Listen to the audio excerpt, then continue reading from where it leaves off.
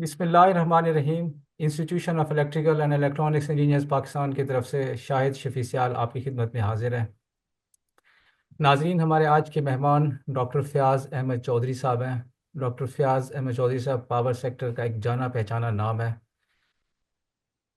Doctor Fayaz साहब 2016 में MD NTDC रहे हैं और उसके बाद आजकल chairman board of directors NTDC हैं। डॉक्टर साहब का एक बड़ा लंबा पावर सेक्टर का करियर है। He is a whistle blower. He is the man who coined the term capacity trap. ये एक ऐसी टर्म है जिसने पाकिस्तान के जो पावर सेक्टर और मुल्क की बुनियादें हिला दी थी। तो डॉक्टर साहब was the first man who coined this term, और उन्होंने प्रिंट मीडिया और इलेक्ट्रॉनिक मीडिया के ज़रिए लोगों की एक आगही का जो एक फरीज़ा था वो सर अंजाम दिया, लोगों को बताया। He is a visionary. He is the main architect of Pakistan building code, and he has also served as director Lums Energy Institute. So welcome to the show, Dr. Saab. Thank you very much for being with जी us. जी, thank you जी, thank you for having me. Doctor साहब, हमारा है कि NTDC के जो मुलाजमीन हैं ये कंपनी के मुस्तकबिल के बारे में बड़े फिक्रमंद हैं और गैर यकीनी का शिकार हैं। कंपनी के जो 3 हिस्सों में तकसीम होने का अमल है, इसको बज़ाहिर एक कंपनी के बड़े तबके को इस के अंदर पजीराई नहीं मिल सकी, ये जो प्रोपोज्ड ट्राइफरकेशन है। तो आपका इस बारे में क्या ख्याल है? अगेन वही कि जो हमारे आबाजदाद करते थे, वही सिंड्रोम वही है कि आप या ये मुझे बता दें, has NTDC in its own अभी जिस स्ट्रक्चर में है, क्या उसने जो परफॉर्मेंस का जो लेवल जो इस तरह के अदारे से एक्सपेक्ट किया जाता है उसके पूरी उतरती है? आप उसके एम्प्लॉय हैं पिछले, मेरा तल्लुक भी 40 साल से है, ठीक है, लेकिन आपका तल्लुक भी कोई 25 साल तो हो गए होंगे। जी जी, 30 साल है। 30 साल हो गए ना? तो आप मुझे बताइए कि क्या हम उस परफॉर्मेंस लेवल पे हैं? जैसे अगर मेरी नाकस प्लानिंग की वो आप भले उसको ब्लेम कर दें मुझे, इस गवर्नमेंट के, मेरा एमडी ठीक नहीं लगाया, मेरा बोर्ड ठीक नहीं लगाया, मुझे ये नहीं किया, मुझे वो नहीं किया, आप उसमें छुप सकते हैं। लेकिन क्या एज अदारा हमने कंप्रोमाइज नहीं किया? ये जो मुल्क में पूरा बिगाड़ है, खा वो कैपेसिटी ट्रैप है, किसकी जिम्मेदारी थी? एक ही अदारा है, वो है एनटीडीसी, और यस दूसरा है regulator. Both are to be blame. ना मिनिस्ट्री, देखो, वो तो एक पॉलिटिकल जो भी सेटअप होगा, वो एक नारा उस कहीं टेक्नोक्रेट्स ने बताना होता है कि ये बात ठीक है, ये गलत है। और इसी तरह जो स्पेशलिस्ट डिपार्टमेंट हमने बनाया कि वो ओवरऑल बिजनेस को रेगुलेट करो, ठीक है, उसके लिए रेगुलेटर को बनाया। क्या ये इंस्टीट्यूशंस, इन उनका एक रोल था कि मेरे मुल्क में मेरे कंज्यूमर की कास्ट ना बढ़े? क्या वो रोल अदा हुआ? जितनी मर्जी किताबें बना ले। तो इसका मतलब है वहां भी रिस्ट्रक्चरिंग की जरूरत है कि उसने भी परफॉर्म नहीं किया एज एन इंस्टीट्यूशन, और एनटीडीसी ने भी overall as an institution perform नहीं किया। तो इसकी रिस्ट्रक्चरिंग की जरूरत है। और गवर्नमेंट अब एक ओनर है, वो फील करती है कि मेरे अदारे ने फॉर राइट और रॉन्ग रीजंस, लेट्स से ये परसेप्शन जैसे आपका है, उन्होंने देखा कि ये परफॉर्म नहीं कर रहा अदारा, तो क्या हम इसको किस अंदाज से स्ट्रक्चर करें कि इसकी परफॉर्मेंस इंप्रूवमेंट हो जाए? क्योंकि एज इज तो ये काम नहीं हो रहा। और आपके अपने ही अदारे में आपको तो पता है हमारी प्रोजेक्ट डिलीवरी के जो मैकेनिज्म्स हैं वो ठीक नहीं है, तो सही है। उसमें डिलेज आ जाती है। तो मैं तो बहुत समझता हूं कि एक इवन अपने घर, उसके एक आदमी के 2 बच्चे हो जाते हैं, वो बड़े हो जाते हैं, उसकी शादी हो, वो अपने घर को क्या रिस्ट्रक्चर नहीं करता? वो क्या करता है जब सिचुएशन तब्दील हो जाती है? तो अच्छा भाई, एक बेटा अलग हो गया, ठीक है ना जी, वो दूसरे घर में चला गया, वो इधर चला गया। तो सो ये इवॉल्विंग का तरीका है, और वो फॉर द बेटरमेंट है, उस पर पूरी डिस्कशंस होंगी। तो ऐसे ये कोई खुदाई हुक्म तो है नहीं। अगर सोचा है कि इसको बेहतर करना है तो उसको रीस्ट्रक्चर किया जाए। जैसे पूरी दुनिया में जब ये अनबंडलिंग हुई उन्होंने independent system and market operator अलग बनाया। हमें लग गए सोचते सोचते 20-25 साल।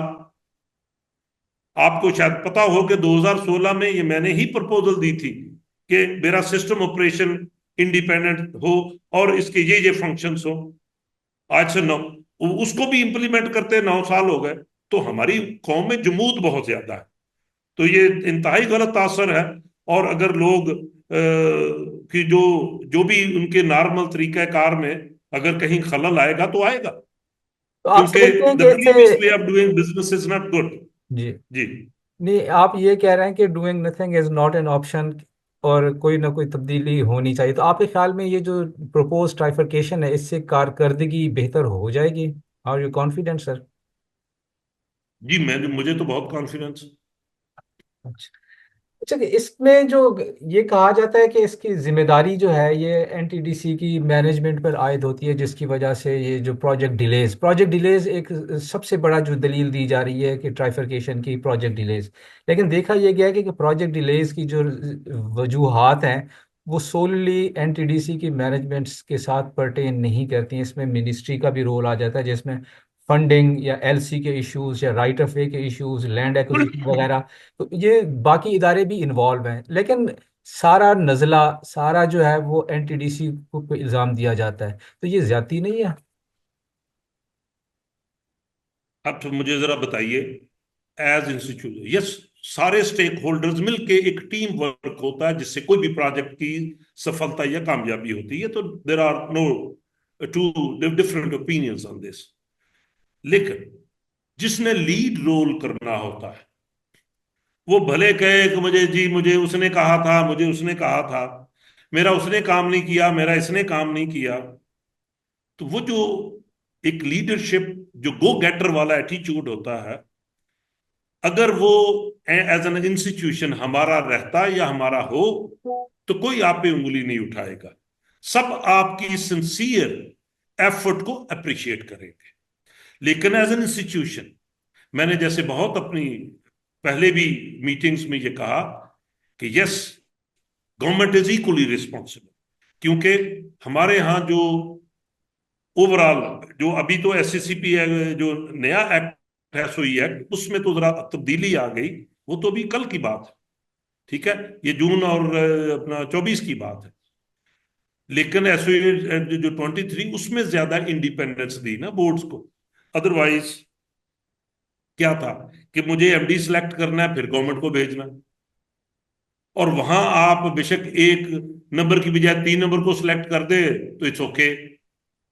तो ये जो मिनिस्ट्रीज की एक्स्ट्रा इन्वॉल्वमेंट होती थी बोर्ड्स में, यस, दैट क्रिएटेड इश्यूज।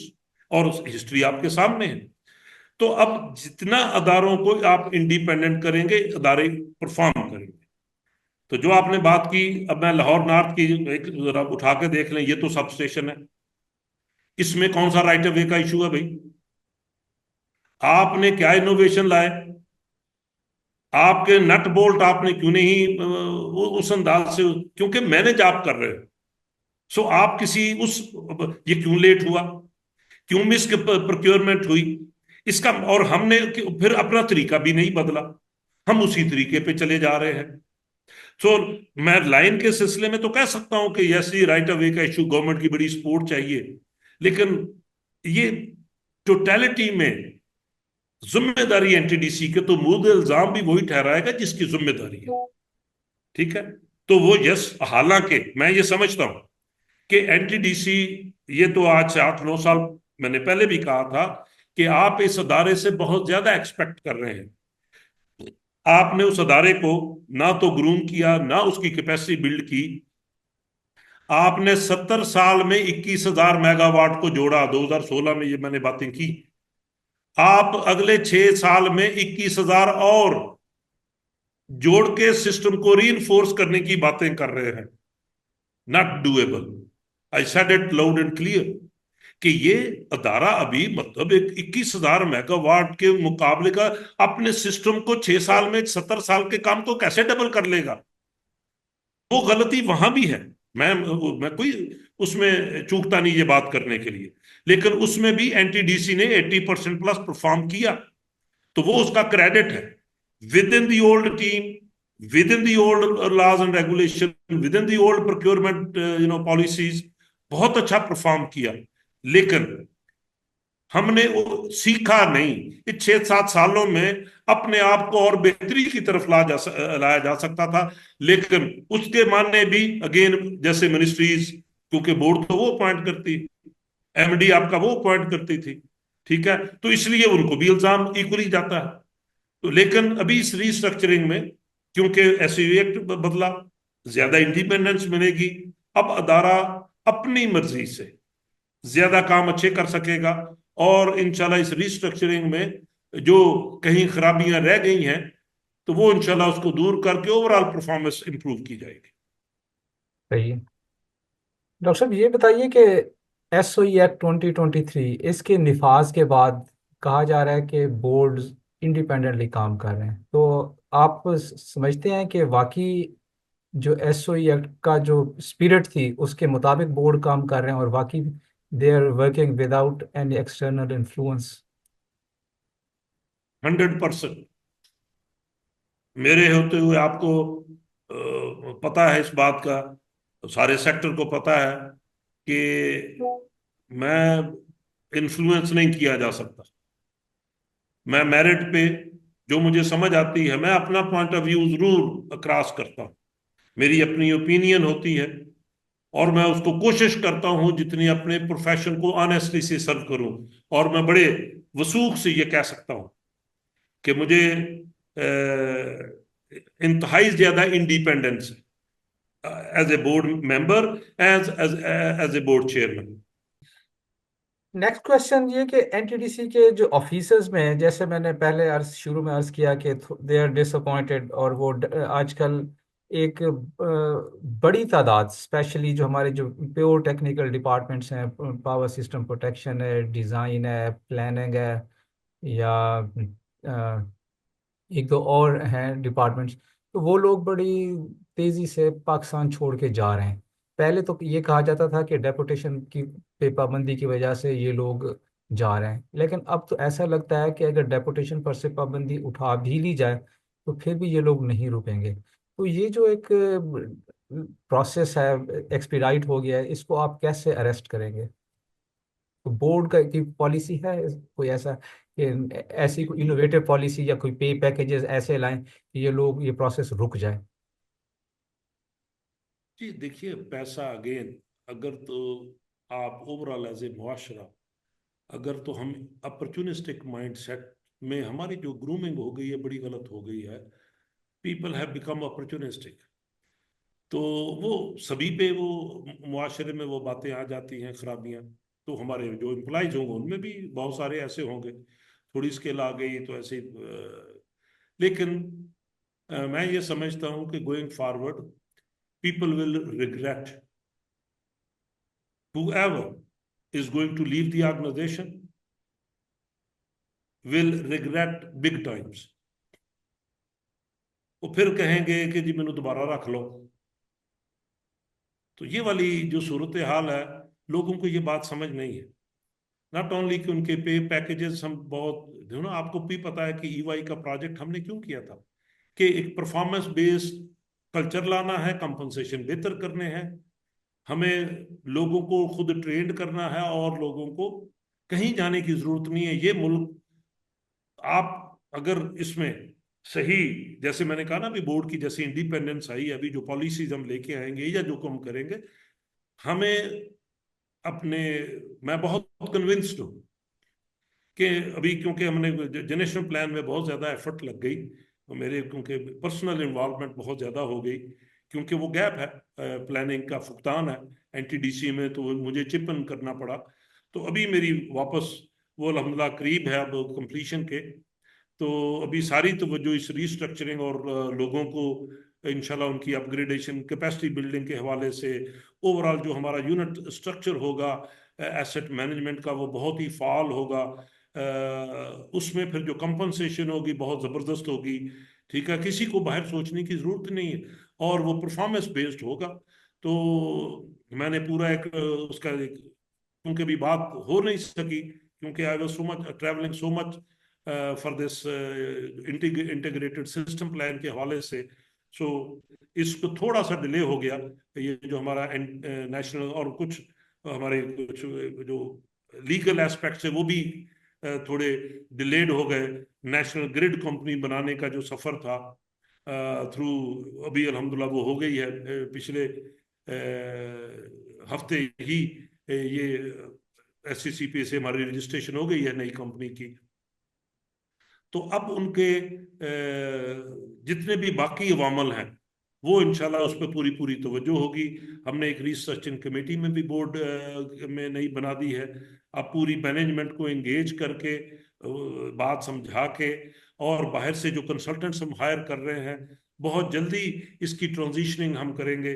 जो कि कोशिश ये है कि ISMO तो जून तक कंप्लीट कर दी जाए सारी ये ट्रांजिशनिंग, और जो हमारी जो नेशनल ग्रिड कंपनी की ये अगस्त तक उम्मीद है कि इंशाल्लाह हम इसको कर लेंगे। बट हुएवर बात की समझ नहीं, किसी से डिस्कशन की नहीं, अगर वो अपने तौर पे खुद ही सवाल खुद ही जवाब बना के जिसने भागना है, तो वो ही विल रिग्रेट और शी विल रिग्रेट कि भी मैंने अपनी ऑर्गेनाइजेशन को क्यों छोड़ा। इस सारे प्रोसेस को कंप्लीट होने में आपके ख्याल में कितने माह या पीरियड लगेगा? यही मैं कह रहा हूँ कि अभी मैंने आपको टाइमलाइन तो बता दी। अगस्त तक हम चाहेंगे तक इसको, जो प्रोसेस को, जो पहला जो पहिया है इसको कंप्लीट कर लें। ISMO तो जो पहला सिस्टम ऑपरेशन वाला तो इंशाल्लाह जून तक अप एंड रनिंग होगा। उसकी बायलैटरल एग्रीमेंट भी हमने दोनों बोर्ड्स ने अप्रूव हो गए, तो वो तो जल्दी इंशाल्लाह अपने इंडिपेंडेंटली काम करना शुरू नहीं, करेगा। मेरा बाकी जो क्वेश्चन, दो अदारे, जी जी, मैं उनमें थोड़ा कि टाइम लगेगा, और तकरीबन 6 महीने। जी जी, विद इन एनटीडीसी जो लोग एम्प्लॉयज ये ट्रांसपोर्ट पॉलिसी और पे पैकेजेस की रिवीजन, इस पे भी काफ़ी वो उम्मीद कर रहे थे कि ये पॉलिसीज भी जल्दी आएंगी। तो मेरा इशारा उस तरफ था कि जो ये जो चीज़ें हैं इस तरफ कितना टाइम लगेगा। मैं ना कि जब परफॉर्मेंस बेस आपका फ्रेमवर्क हो, ये सारे उस परफॉर्मेंस बेस का हिस्सा है, ये सेपरेट नहीं है कि भाई मैं पहले किसी को गाड़ी दे दूं, पहले किसी को कुछ और उसका पे पैकेज इंक्रीज कर दूं, डिमांड करूं ना, तू जो जिम्मे वेला बैठा बैठा रहा, ठीक है, उसका मैं KPI बनाऊं नहीं। तो मुझे तो उससे कॉन्ट्रैक्ट करना है कि ये तुम परफॉर्म करोगे, ये मुझसे ले लेना। ये बायलैटरल कॉन्ट्रैक्ट, सही। यूनिलैटरल तो है नहीं जी। कि आप एक तरफ से डिमांडिंग हो जाए और ऑर्गेनाइजेशन आपसे पूछे भी ना। तो अभी जो हमने अभी हमारा जो पक्की नौकरियों वाला जो कॉन्सेप्ट है, दिस विल गो अवे। सो जो रेगुलर एम्प्लॉयमेंट इज वैनिश्ड। सो सही। ऑल एम्प्लॉयमेंट जो कि फ्यूचर होगी वो परफॉर्मेंस बेस्ड कॉन्ट्रैक्ट होगा, जैसे दुनिया में होता है। और ये मैं बता दूं, the reason we are a failure as a nation और एज एन इंस्टीट्यूशन, अगर न पूरा फेलियर, लेट्स से समाई फेलियर, कि हम वो प्रोग्रेस वहीं के वहीं खड़े हैं, because we have not aligned ourselves with the Allah's guidelines. Allah का निजाम तो मेरिट बेस्ड, उसके अलावा है ही नहीं। अल्लाह का निजाम तो अदल के बुनियाद पे है। तो हम अपने अदारे में ना तो वो मेरिट को उस अंदाज से स्टेब्लिश कर सके, हायरिंग का वक्त होता है, लेकिन जब वो एक एनवायरनमेंट में आ जाता है, वहां हम पक्की नौकरी के चक्कर में हैं कि जी मेरी तो रेगुलर अपॉइंटमेंट है, मैं आऊं ना आऊं का जब मर्जी छुट्टी लेके चले जाऊं, जितने मर्जी जिस दिन आऊं, हालांकि ये एसेंशियल सर्विस है। सो हमें अपने आप को अल्लाह के निज़ाम से अलाइन करना है, सही। ठीक है। और that we will, as a board member, as a chairman, that I will ensure कि we do it as early as we can. अच्छा डॉक्टर साहब, आखिरी मेरा सवाल कि आईपीपीज का तजर्बा आपके सामने है, और HVDC Lahore Matiari HVDC transmission line, इसका तजर्बा भी आपके सामने है। अब एक नई लाइन अखबारात में आ रहा है कि आजकल प्रिंट और इलेक्ट्रॉनिक मीडिया में खबरें हैं कि मटियारी मोरो रहीम यार खान लाइन और गाजी प्रोथा फैसलाबाद वेस्ट लाइन, ये पब्लिक प्राइवेट पार्टनरशिप पे इनको बिल्ड किया जा रहा है। तो with the benefit of hindsight और given the experience of Lahore Matiari 660 KV HVDC transmission line, तो आपके ख्याल में ये जो प्रोजेक्ट्स हैं ये पब्लिक प्राइवेट पार्टनरशिप पे होने चाहिए, या इसका कोई और मोड ऑफ प्रोक्योरमेंट होना चाहिए? इस बारे में आपकी क्या ख्याल है? कहीं आईपीपी वाला तजर्बा रिपीट तो नहीं होगा और बाद में हम फिर इसको अफसोस, कफ अफसोस बोलते रहें? नहीं, देखिए, आपने जब आईपीपी लगाए तब भी बड़ा सोच समझ के किया। आपने एक दफा आईपीपी का निजाम नहीं किया। 94 वाली पॉलिसी में किया, 2002 में किया, 2006 में किया, फिर 2015-13 में किया। इसका मतलब है हमें कभी अकल ही नहीं आई। ठीक है ना? वो फ्रेमवर्क ठीक है, फ्रेमवर्क उस वक्त आईपीपी को कैसे प्रोक्योर करना है, लेकिन ये अलग बात है कि आपने कितना प्रोक्योर करना है। तो गलती कहीं और है उनके।